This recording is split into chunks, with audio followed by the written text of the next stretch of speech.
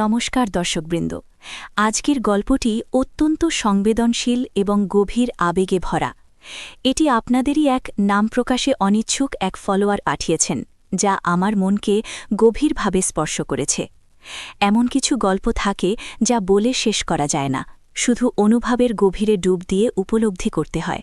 তাই আমি আপনাদের অনুরোধ করব, মন দিয়ে শুনুন, কারণ এই গল্পের গভীরে এমন কিছু লুকিয়ে আছে যা হয়তো আপনার নিজের জীবনের কোনো অজানা অধ্যায়ের প্রতিচ্ছবি দেখাবে। আর হ্যাঁ, গল্পের কোনো এক ফাঁকে আমি আমার ব্যক্তিগত আইএমও নাম্বারটি দেব, তাই নাম্বারটি পেতে হলে পুরো গল্পটি মনোযোগ দিয়ে শুনতে হবে।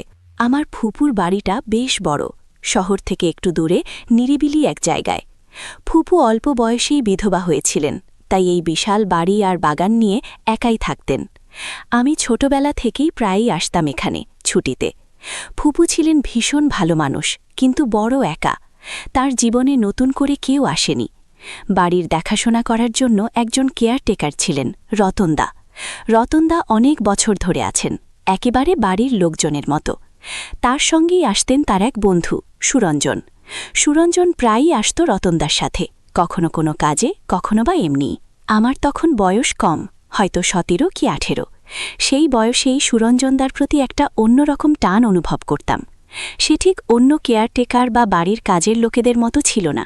তার মধ্যে একটা অন্যরকম আভিজাত্য ছিল, একটা গাম্ভীর্য। সে খুব বেশি কথা বলতো না, কিন্তু যখন বলতো তার কথার মধ্যে একটা গভীরতা থাকত। তার চোখের দিকে তাকালে মনে হতো সে যেন অনেক কিছু দেখেছে, অনেক কিছু বুঝেছে। তার শান্ত সৌম্য চেহারাটা আমার ভীষণ ভালো লাগত। বর্ষার সময়টা ছিল, চারিদিকে থমথমে আকাশ, ঝিরিঝিরি বৃষ্টি। আমি তখন বাড়ির বারান্দায় বসে বই পড়ছিলাম। হঠাৎ দেখেই সুরঞ্জনদা আসছে, রতনদার সাথে। তার পরনে ছিল একটা সাদা ধুতি আর হালকা রঙের পাঞ্জাবি। ভেজা চুলগুলো কপালের ওপর এসে পড়েছে। বৃষ্টি যেন তার চেহারার লাবণ্য আরও বাড়িয়ে দিয়েছে। সে যখন আমার দিকে তাকিয়ে একটু হাসল, আমার বুকের ভেতরটা ধুক করে উঠল। একটা অজানা শিহরণ খেলে গেল আমার সারা শরীরে। তখন আমি বুঝতাম না এই অনুভূতির মানে কি, শুধু জানতাম সুরঞ্জনদাকে দেখলে আমার ভেতরটা কেমন জানি করত। তার উপস্থিতি আমাকে কেমন যেন আচ্ছন্ন করে ফেলত। সে যখন বাড়ির আশেপাশে ঘুরে বেড়াত, কখনো গাছে জল দিত, কখনো বেড়া মেরামত করত, আমি আড়াল থেকে তাকে দেখতাম।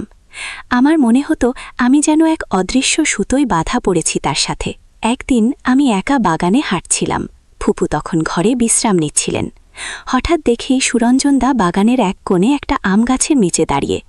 তার হাতে একটা ভাঙা ডাল, সে সেটা সরানোর চেষ্টা করছে। আমি এগিয়ে গেলাম। সুরঞ্জনদা, কি করছেন?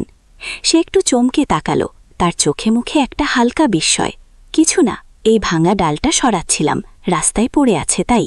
আমি সাহায্য করি? সে একটু হাসল, সেই শান্ত সৌম্য হাসি। তোমার কি দরকার? এটা তো ভারী। না, চলুন। আমরা দুজনে মিলে ডালটা সরালাম।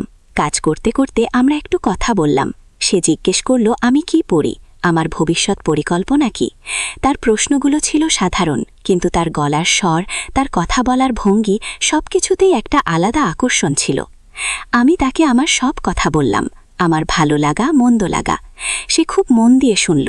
মনে হলো আমার কথাগুলো যেন তার কাছে খুব গুরুত্বপূর্ণ। সেদিন থেকেই আমাদের মধ্যে একটা অন্যরকম সম্পর্ক তৈরি হলো। সে যখনই আসত আমার মনটা কেমন উথাল পাথাল করত। আমি তার জন্য অপেক্ষা করতাম। ফুপু তখন এসব কিছুই বুঝতেন না। তিনি ভাবতেন সুরঞ্জনদা বাড়ির একজন বিশ্বস্ত কর্মচারী, তার বন্ধুর মতোই। কিন্তু আমি জানতাম এটা শুধু কর্মচারী বা বন্ধুর সম্পর্ক নয়। একদিন রাতে আমি ঘুমোতে পারছিলাম না। বাইরে প্রবল ঝড় হচ্ছে, বিদ্যুৎ চমকাচ্ছে, মেঘের ডাক শোনা যাচ্ছে। আমি বারান্দায় এসে দাঁড়ালাম। হঠাৎ দেখি সুরঞ্জনদা দাঁড়িয়ে আছে বাগানের গেটের কাছে, তার হাতে একটা টর্চ। সে হয়তো ঝড়ের জন্য কিছু দেখতে এসেছে। আমি তাকে ইশারা করলাম। সে সাবধানে গেট খুলে ভেতরে এলো। ঘুম আসছে না? সে ফিসফিস করে জিজ্ঞেস করল। না, আমি উত্তর দিলাম। ঝড়টা খুব বেশি। হ্যাঁ, তাই। সে আমার সামনে এসে দাঁড়ালো। আমরা খুব কাছাকাছি। তার নিঃশ্বাসের শব্দ শুনতে পাচ্ছিলাম। তার চোখে সেই আগের মতোই গভীরতা। আমি তার দিকে তাকিয়ে রইলাম। আমার মনে হচ্ছিল সময় যেন থমকে গেছে। আপনার কি কিছু দরকার? আমি জিজ্ঞেস করলাম। না, সে উত্তর দিল। এমনি। তাহলে? সে আমার দিকে একটু এগিয়ে এলো। তার চোখে মুখে একটা দ্বিধা, আবার একটা তীব্র আকাঙ্ক্ষা। সে আমার হাতটা ধরল। তার হাতটা ছিল উষ্ণ, কিন্তু একটু কাঁপছিল। তোমারও কি? সে খুব আস্তে করে জিজ্ঞেস করল। আমার সারা শরীরে যেন বিদ্যুৎ খেলে গেল। আমি কিছু বলতে পারলাম না, শুধু তার চোখের দিকে তাকিয়ে রইলাম। তার চোখে সেই অমোঘ টান, যা আমাকে চুম্বকের মতো টেনে নিচ্ছিল। সে আমার আরও কাছে এলো। তার উষ্ণ নিঃশ্বাস আমার মুখে এসে পড়ছিল। আমি চোখ বন্ধ করে ফেললাম। আমার মনে হলো এই মুহূর্তটা যদি এভাবেই থেকে যায়। তার হাতে আমার হাত, আর আমাদের দুজনের হৃৎস্পন্দন যেন একতালে বাজছে। হঠাৎ সে আমার দিকে ঝুঁকে এলো। আমি বুঝলাম সে কি করতে চলেছে। আমার সমস্ত শরীর কাঁপছিল। একটা ভয়, একটা উত্তেজনা, একটা নিষিদ্ধ আনন্দের অনুভূতি আমাকে গ্রাস করছিল। সে আমার খুব কাছে চলে এলো। তার ঠোঁট আমার ঠোঁটের খুব কাছাকাছি। আমি অনুভব করতে পারছিলাম তার হৃদয়ের স্পন্দন। ঠিক সেই মুহূর্তে বাড়ির ভেতর থেকে ফুফুর গলা ভেসে এলো। কে ওখানে? রতন? আমার সমস্ত শরীর জমে গেল। সুরঞ্জনদা দ্রুত সরে গেল। তার চোখে মুখে একটা অস্বস্তি, একটা অপরাধ বোধ। আমাকে যেতে হবে, সে ফিসফিস করে বলল। কিন্তু পরে সে প্রায় ছুটে গেটের বাইরে চলে গেল। আমি বারান্দায় একা দাঁড়িয়ে রইলাম। আমার সারা শরীর তখনও কাঁপছিল। ফুপু তখন দরজা খুলে বেরিয়ে এসেছেন। কে ছিল রে? কেউ না ফুপু, একটা বেড়াল ছিল মনে হয়, আমি কোনো মতে বললাম। ফুপু কিছু বুঝতে পারলেন না। তিনি আবার ঘরে চলে গেলেন। আমি তখনও বারান্দায় দাঁড়িয়ে। আমার মনে শুধু সুরঞ্জনদার সেই স্পর্শ, সেই চাহনি। পরের দিন থেকে সুরঞ্জনদা আর আসত না। রতনদা এসে খবর দিল সুরঞ্জনদা অন্য শহরে চলে গেছে। কেন গেছে, কি হয়েছে, কিছুই সে বলল না। আমার ফুফুর বাড়িটা আবার আগের মতোই শান্ত হয়ে গেল। কিন্তু আমার ভেতরে ঝড় বইতে শুরু করল। আমি বুঝতে পারছিলাম সুরঞ্জনদার প্রতি আমার যে অনুভূতি ছিল তা নিছক আকর্ষণ ছিল না। সেটা ছিল এক গভীর গোপন প্রেম, এক নিষিদ্ধ প্রেম।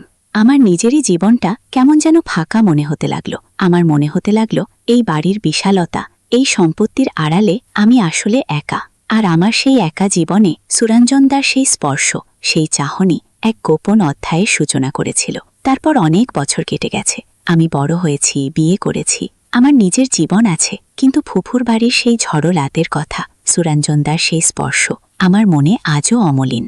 একদিন আমি নিজের পুরনো জিনিসপত্র গোছাতে গিয়ে পেলাম একটা চিঠি, অচেনা হাতে লেখা। আমি খুললাম। ভেতরে শুধু লেখা ছিল, তোমার সেই চোখের মায়া আমি আজও ভুলতে পারিনি। যদি কখনো সেই টান আবার অনুভব করো, আমার জন্য অপেক্ষা করো। চিঠির নিচে কোনো নাম ছিল না, কিন্তু আমি জানতাম এটা কার চিঠি। আমার মনে এক নতুন করে আলোড়ন তৈরি হলো।